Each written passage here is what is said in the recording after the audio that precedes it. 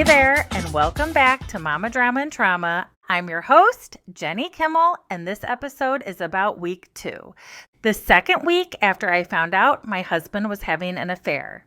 And before I even get into it, I want to start by saying something that's hard to admit, but true. I know I wasn't innocent in the unraveling of my marriage. There were definitely things I could have done differently, things I could have worked on, and I own that. But what hurts the most is the way he ended it. He didn't leave our marriage before he found someone else. He replaced me before I even had the opportunity to know what was happening. If he truly wasn't happy, I get that, but he could have left. He could have said something. He could have ended the marriage honorably. Instead, I was blindsided. And one thing that really stuck with me was when he told me he wanted us to be good friends. Good friends? How are you just good friends with someone you were married to for 22 years? With someone you were in love with who was your best friend? I didn't understand it. So I texted him, I am now your co-parent and nothing more. I can't be good friends with someone who treated me the way you did, twice.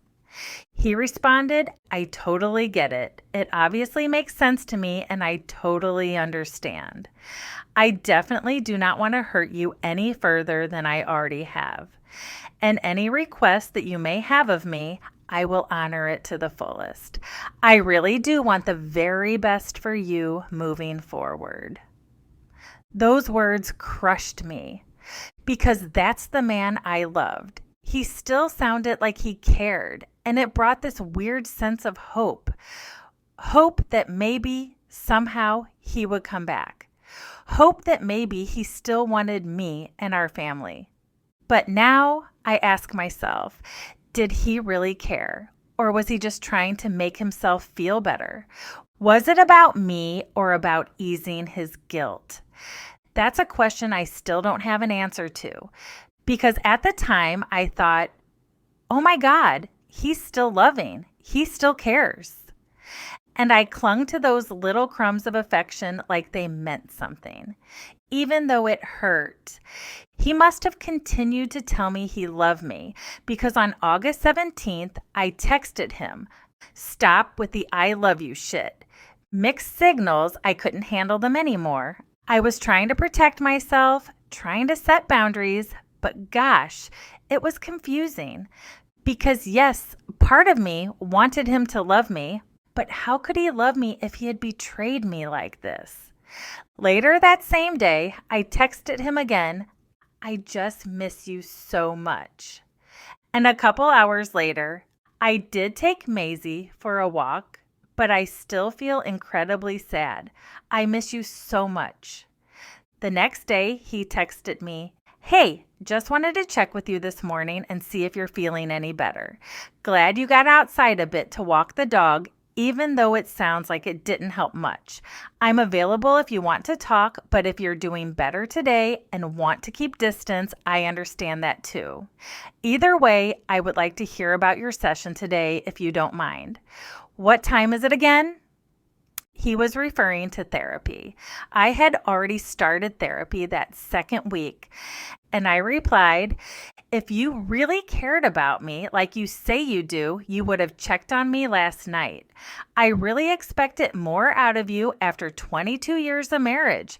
I'm really disappointed in the selfish person you are becoming.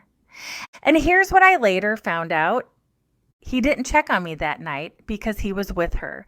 They stayed in a hotel, ordered Pizza Hut, just enjoying their new life together. And meanwhile, my world had been flipped upside down. That's the part I don't understand. How could he go about his life, this new life, so easily while I was left shattered? He said he cared, but if he really cared, how could he do that? Starting therapy and feeling alone. So yes, I started therapy that second week. Thank God. I talked to both of my sister-in-laws. They were incredible. My mom, my sister, They were all there for me. One of my sister-in-laws told me to get into therapy right away, and I'm so glad she did. She also told me to file for divorce or legal separation as soon as possible to protect myself. These are things I would have never thought to do because I wasn't thinking straight. But I'm so thankful I did both of these things right away. And when I told my husband that I was in therapy and suggested he go too, his biggest concern was whether our insurance would cover it. I told him no, it would be out of pocket. That was his concern. Not me, not what I was going through, just the cost. And that just stunned me. Looking back at our text messages from that week, I was so naive. On August 19th, I texted him. Also, I've been thinking, and it bothers me that you said you resent me. How long have you had feelings of resentment toward me? I don't remember that conversation, but clearly it happened, and he never responded to that question. Maybe he did in person. I don't know. But it killed me to think that he had resented me, maybe for years, and I had no idea. I was just living my life blindly, still thinking everything was fine. Our text that week also looked so normal, talking about the kids, the business, like we were still just living a normal life. At one point, he told me he was going to live in the camper for a while to figure things out. So I packed it for him. Food, coffee, laundry detergent, paper towels, still being the caretaker, still loving him, still hoping he'd see how great a wife I was.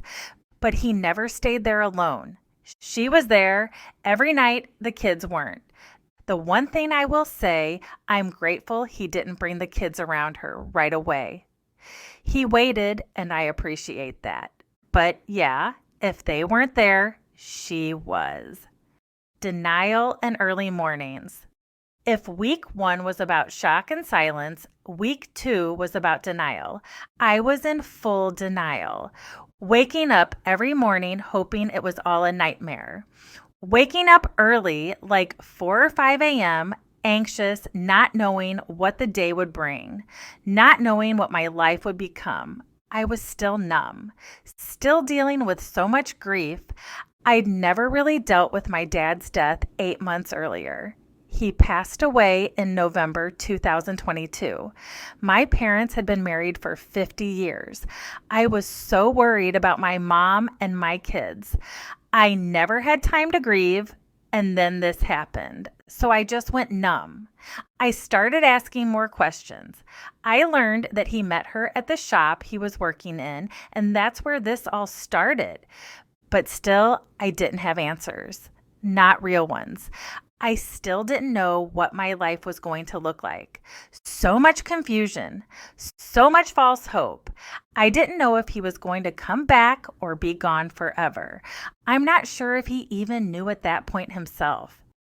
Back to school and bittersweet hope. At one point during this week, I took the kids school shopping. Derek didn't go with us, but I took the other 2 plus Ryan's girlfriend, and we went to the outlet mall to shop for clothes. I remember standing in the food court ordering food for the kids when he called me. I couldn't answer at that moment, so I called him back. We talked. I don't even remember exactly what we said. Probably something about the kids and school shopping, but I do remember what it felt like. Hope. Him calling me for once, reaching out, asking how things were going. It gave me a flicker of something. Maybe he was changing his mind. Maybe we could still fix this. It gave me hope. And if I'm being honest, a little bit of excitement. The kids started school on August 21st, and like always, I did the back to school photo shoot. My kids absolutely hate it, but I've been doing it since they were in kindergarten, so they knew the drill. We took all the pictures just like we always had, and I pretended it was a normal day, just another first day of school photo shoot. But I didn't send him the pictures. I remember thinking he doesn't deserve them. And no, That wasn't right. I know that now. I do send him special occasion photos these days, but back then it was the only piece of control I felt like I had left. He destroyed our family, so in that moment, he didn't get to see those smiles. It was a really sad start to the school year. Our youngest was starting ninth grade, the twins were starting 10th, and that whole school year, well, it would be a struggle for all of us. A glimpse of strength, buying a car. During that second week, I did something big for myself. I bought a new car. It was something we had talked about for a while. It was my turn, and I didn't need a minivan anymore. The twins were getting their licenses, so there was no need for such a big vehicle. So I went alone and bought it. And that moment was freeing, a little glimpse of my strength. Yes, we still talked that week. Sometimes about us, sometimes about the kids or the business. His demeanor, he was regretful. He told me he didn't want to hurt me, said he didn't mean for this to happen, but he was distant, and I didn't know if he was trying to figure himself out or if he already had. My kids, they worried about me, especially Derek. He slept in a chair in my room some nights, probably more for me than him. I tried to show up for them, tried to be normal. I don't know if I did a good job. I was Googling everything, reading books, journaling, walking, praying, just surviving, moment to moment. I started listening to audiobooks and podcasts about infidelity. Started therapy with Dr. Denise. She was amazing.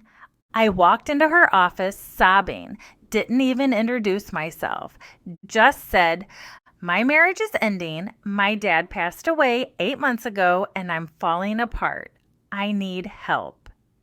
And she definitely helped me through what I would say has been the toughest time in my life. I did feel anger that week too. It was a roller coaster. One moment I was crying and missing him. The next I was raging and texting things like, "It's only been 10 days since I found out, and you have no empathy."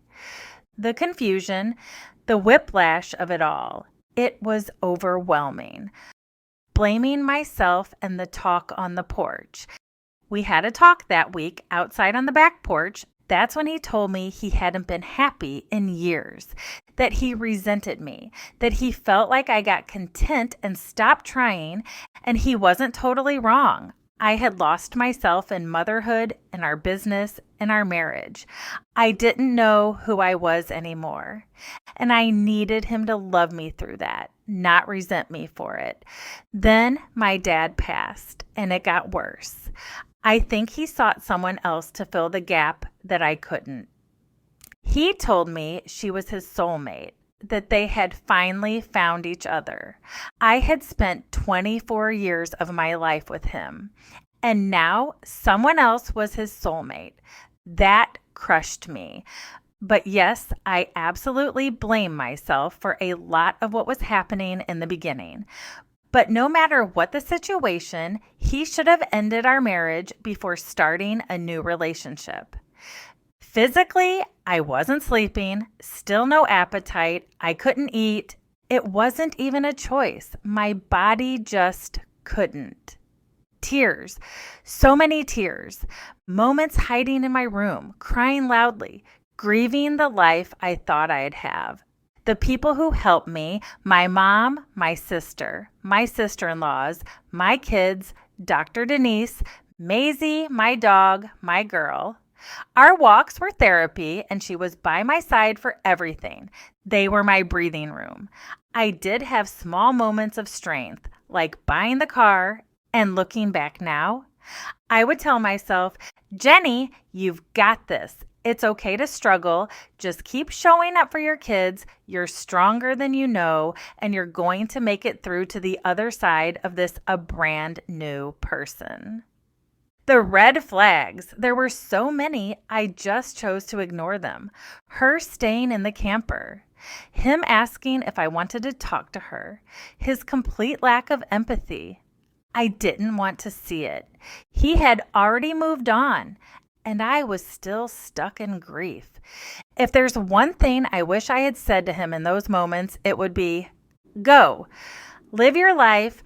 I'm sorry I couldn't love you the way you needed to be loved, but go be happy.